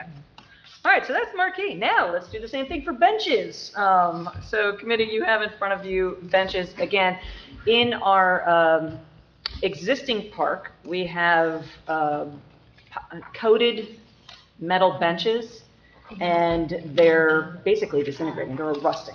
So we're looking to replace 20 benches in the existing park and add 16 benches in the new park. So what you have in front of you are kind of recycled plastic models. We have a ground mount and a surface mount. You have 2 designs. All of these are on state contracts. The real question becomes, which model do you like, A or B? And then also 4-foot length or 6-foot length, because I think I know which one I like better, but I want to see which one you guys like better. Yeah, flat, done. Oh, you don't have that? It's in the packet. It's in the packet. Physical, what I sent you. It's the, on Thursday, the agenda pack. On the agenda. You like But here, you can, Okay, that's fine. I saw it, anyway, I saw it. this one? You like that? No, I don't like that. I feel like that one. yeah, so that's a contoured back. Not me. I like that one. Really? I don't have strong feelings about a bench. Okay. Excellent. I don't like to sit close to people, so I would be in favor of a bigger bench. Well, okay, so then I asked Public Works about that, because again, there is a price difference in between the 6-foot and the 4-foot. And they're like, for this amount and not putting arms on it, they seem to think that the 4-foot would be fine, because that sits 2 people. They've never seen more than 2 people unless it's been 2 adults with a kid in between them kind of thing. They're just, it's, the 6-foot might be, I don't want to say too big, but not used. So if we can economize anywhere, if the committee's okay with going with a 4-foot and the upgraded design of that contoured back, that's what I would recommend. Oh, that's an upgrade? That contour back? Well, it's 2 different models. Yeah, but which one's cheaper? Cheaper is the one on your right. Oh, The ugly one. The I other one. like that one. Okay. But again, they're all under state contract, and again, we have, the funding for this is going to be coming through the 2018 park expansion bond that we already have out. So we have it allocated in there. So I'm hearing 1 for the entire plastic bench, and I'm hearing 1 for contoured back. What about this way? I like the contour. Contour back? Whatever's cheaper. Okay, well, all right. So which one's cheaper? I didn't want to disappoint anybody with my answer. Yeah. At least you're on brand. Which one's cheaper again? The ugly one that you like. Yeah. Oh. So Craig and I agree. Yes, it is a $10,000 difference in between the 2, but it's also a weight difference. And Public Works does like the entirety plastic bench because they can move it out of the way should they need to mow around it. However, that means anybody could move it out of the way. I like the one that's a little more secure. So, I thought they would all be permanent, No. like bolted down. some could be like that plastic one, but again, that is 100 pounds, the bench in the entirety, as opposed to the other one, even a 4-foot one is about 170 pounds. Okay, then I changed my vote because I want it bolted down because I know it'll walk away. Yeah. Yes, they do walk away. Yeah. And Public Works is fine with the metal base because again, they can just weed whack around that. But we're replacing the ones that have existing concrete pads underneath it. And then for the new park, we would not do pads. So it'd just be direct in-ground now. So, all right. What are they mounting to? Yeah. They just sink in the Footer. concrete. Yeah, footer. Okay. Yeah. I was gonna say, I'm just all over. Yeah, no, we won't do that. Okay. Okay.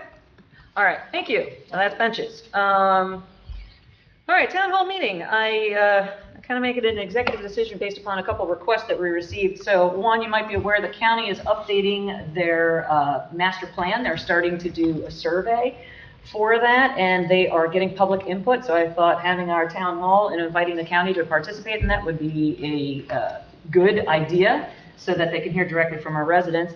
And then we received a request, or I received a request from the Environmental Commission to have the South Jersey Land and Water Trust come in. They have a grant program through Rutgers where they are investigating and coming up with solutions and actually learning more about the issues with stormwater, with flooding, and with resiliency. So each of them only need about half an hour, so I thought that would be a good to kind of put them together again, kind of like we did last time. So we'll have the county go first, and then South Jersey Land and Water Trust will go second. So we have everything from county plans to stormwater. And they want to hear from residents who have issues with flooding. And I know we've been getting hit with some more and more bigger storms causing flooding, causing these issues. So I thought that would be good to have. So that will be August 10th. 6:30 to 7:30. All right, so now I do actually have a couple other things. So county road project, we got notification from the county that under Mayor Frederick, you requested them to look at Sweetsboro-Paulsboro Road, and they agreed. They're going to put a lit intersection of it sometime this fall. I don't know if we have a better date on that. I was just told this fall. Is that still this fall? My guess is Fallish. spring, honestly. Okay, We're at 60% plans right now. okay, We have to have a discussion with the property owner of the gas station okay, for some right of way. That's the unknown. gotcha. I'm planning on submitting to the state by the end of August. Okay, Plans should be ready, but we have to, I just got a new appraiser appointed last week, but now we have to have a meeting with the property owner, right? Get them involved, so. understood. That's my unknown. Okay, If that goes great, we'll be out to bid by fall. all right. So my previous update was this fall. So, I mean, yeah, best case scenario this fall. okay. I'll put it that way. So inside the letter that we received, it had an estimate of about 500,000 to do it, and but that's all told. So our portion is 20%, which is $50,000. And I think that was the reason I called, because I wanted to know if that was coming in our 26 budget cycle or 27 budget cycle. So so right now we're going That's to. something that they can work out too. Yeah, yeah. So we're going to anticipate it in the 26 budget, and because I know that there's another project that the county is looking at in Woolwich, hopefully next time around. So, but this is the only known. So I just asked, as soon as you have those plans all engineered, if you could submit them, and we'll get them on the township website. So that's 50,000, and I think that's a good deal in order to get that Was it intersection. 50,000 or 100,000? You said 20%. Your percentages are wrong. So it should be 100,000. Yeah, but it's only, no, but it's 50,000 because the 500,000 was all over the entirety. Ours is not for the engineering and costs and all that. So we're paying 20% of the actual construction costs. That's what I understood. Which would be 80,000. Well, I'm going to stick with the 50 that you put in the letter from the attorney. 20% of 400,000. Okay, well, it didn't break down. It just said overall was 500,000. Our 20% for the construction was 50, so. I'm sorry, the construction inspection. Okay. And then just when you'll be looking at the right of way, because I know they have those boxes at the gas station that grows, like, it's very hard to see. That'd be great. And then I'm assuming you're doing install, especially if it's during the school time period, evening or off peak hours. It won't affect traffic while we install the light. Okay. Okay. Any further questions? All right. We received an invite to a ribbon cutting for this Friday from NVR, and that is for the Halliday Reserve development, and that is 100 Bantry. So if you're interested in attending, that is at 11 a.m. this Friday. And then you can contact Jim. You can RSVP. So let's through that way. And then the last new item that I have is regarding our trap neuter release program and cats. You remember I came to the committee a couple months ago and everybody said that I can go with this. So we have received a request from the HOA. Now, just to bring everybody up to speed, for our trap neuter release program, we need a community sponsor in order to help initiate the program. So as we were approached by a community organization to do this inside a development that is governed by an HOA. So with that being said, the community organization went to the HOA, talked about instituting this, and the HOA asked us to consider that they would love to implement this program, which is in limited duration, and it's to the effect of, again, reducing the cat population as humanely as possible. But they had a slight issue with one of the provisions in it. So what you're seeing in front of you is a request from the HOA that we could, as a committee, kind of consider that since we've looked at this and this is a limited time duration, this is a one-time thing, that we would be kind of, in essence, okay with them moving forward with this project. So again, I don't need an official resolution or anything like that, but again, that this has been considered and we want this program to succeed, so therefore we are okay with the HOA moving forward with it in this manner. So, yeah. And of course, in municipal land use law, if there are issues, then we look at them on a case-by-case basis. And if need be for land use, then we would evaluate them and then make variances and exceptions as needed. So I think that's what we're doing here, is we're reviewing this on a case-by-case basis. And if we need to, from here on out, if this comes up again, then we could look to update the ordinance. But as it is, then this is a one-off provision that if we're okay with it, we'll just go ahead. So are there any objections? Okay. All right. And that is it for new business, unless there is anything else from the committee.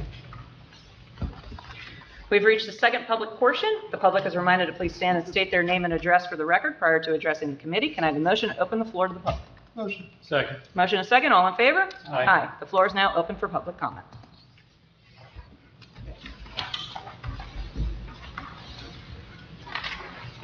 George Slumpton, Wilshire Boulevard.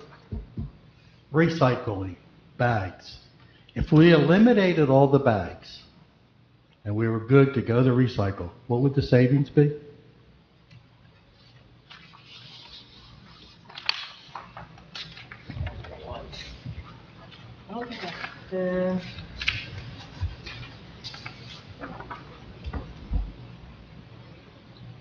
I would say about 1,400 a month or a month. a month? 1,400 a month. Because I've suggested here before, and no one liked it, what if we get some kids in the summer month, college kids, we pay them the wage, what is it, $8, $15, whatever it is, and they go around, and they look.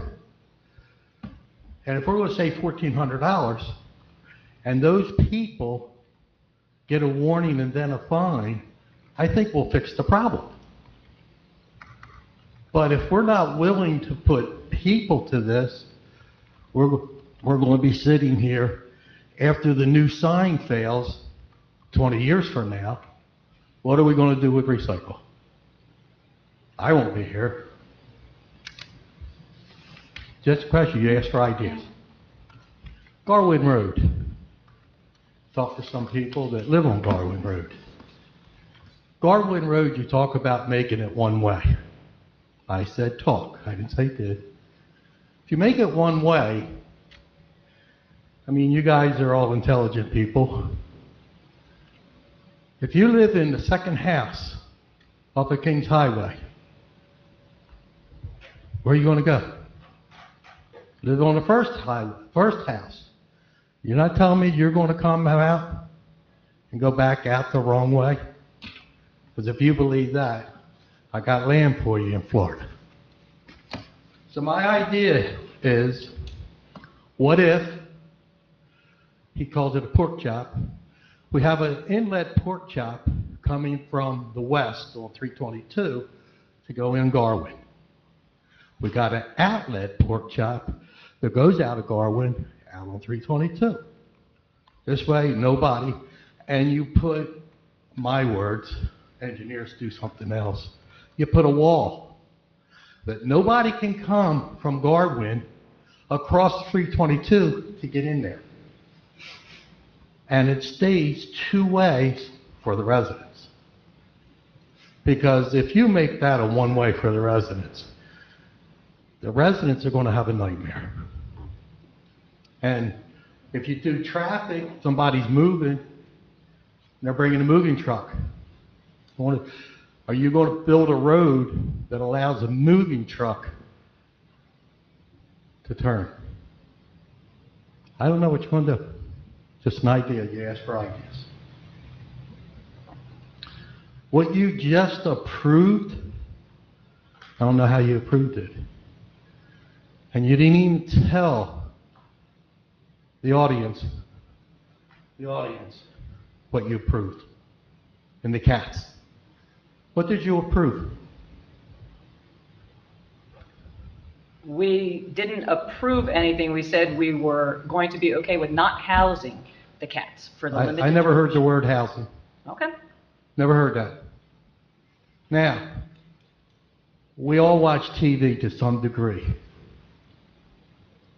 If I didn't house my dog, my outside dog, just had him on a chain, would residents call and turn me in to the police, to somebody?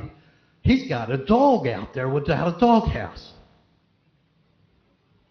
What would happen? I see it on TV all the time, the dog shivering, and what are we going to do?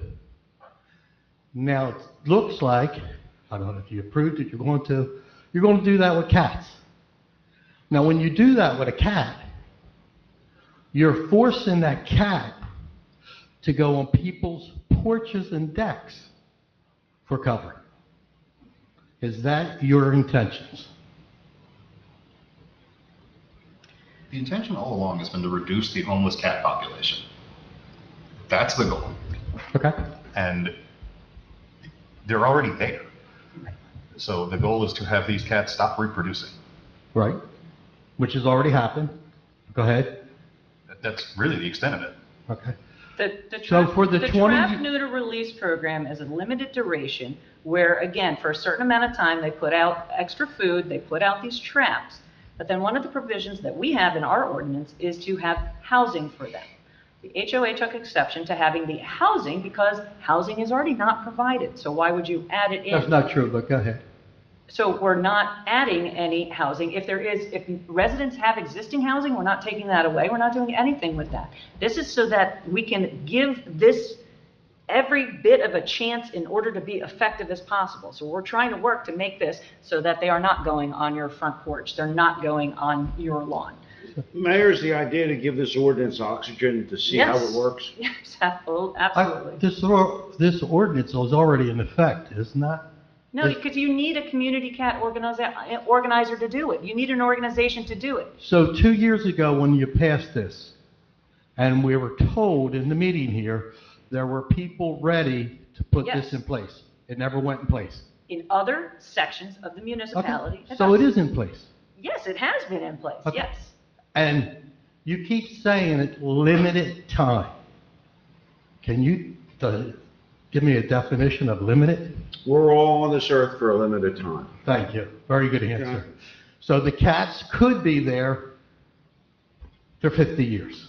Jordan, the cats are already there. So we're trying to limit the population. So yes, they would come in and do this program, annually, something like that. It is for a certain amount of time to try and limit them. As soon as they catch the cats, they neuter them so they don't reproduce. I know, So- I know that. Okay. I'm okay with that, and I keep saying I'm okay with that. I understand it. So What then you I'm not got- understanding why you're asking if it's a limited time program. What you or guys not. don't understand, does anybody in here feed the birds? Can you I'm please trying continue to where say, you're going If with you this? feed the birds, put food out, the birds come. If you stop the food, the birds do not die. They go somewhere else to feed. Well, by as- putting as feed that out for might the be, cats. Right now, we're concentrating on giving this, as the solicitor said, as much oxygen so that we can try and help your situation. Okay. That's all we're trying to do. Thank you. So I have one last question. When the cats come on my porch and my other neighbors are complaining, do we call the cops to come get the cats? Because I do not want them on my property, defecating on my property. Do I call the cops? Do you do that now? They're Did you not- do that 2 years ago before we had the ordinance in place? They're not on my property. Exactly. That's just trying to reduce the population. So whether they're there, we're not importing cats. This is reducing the population. So regardless of an ordinance, Jordan, if you didn't do it 2 years ago, you You're wouldn't do it 100% now. You're 100% we're not importing cats. We are. Oh, okay. All right. Well, thank you for that. Seeing no one further from the public, can I have a motion to close? Motion. I have a second? Motion and a second, all in favor? Aye. All right. Resolution 2026-333, resolution authorize a closed session of the Township Committee, contractual matters. This is regarding litigation. Can I have a motion to go into executive session? Motion. Second. Motion and a second. All in favor? Aye. I estimate 15 minutes, and then we will be back.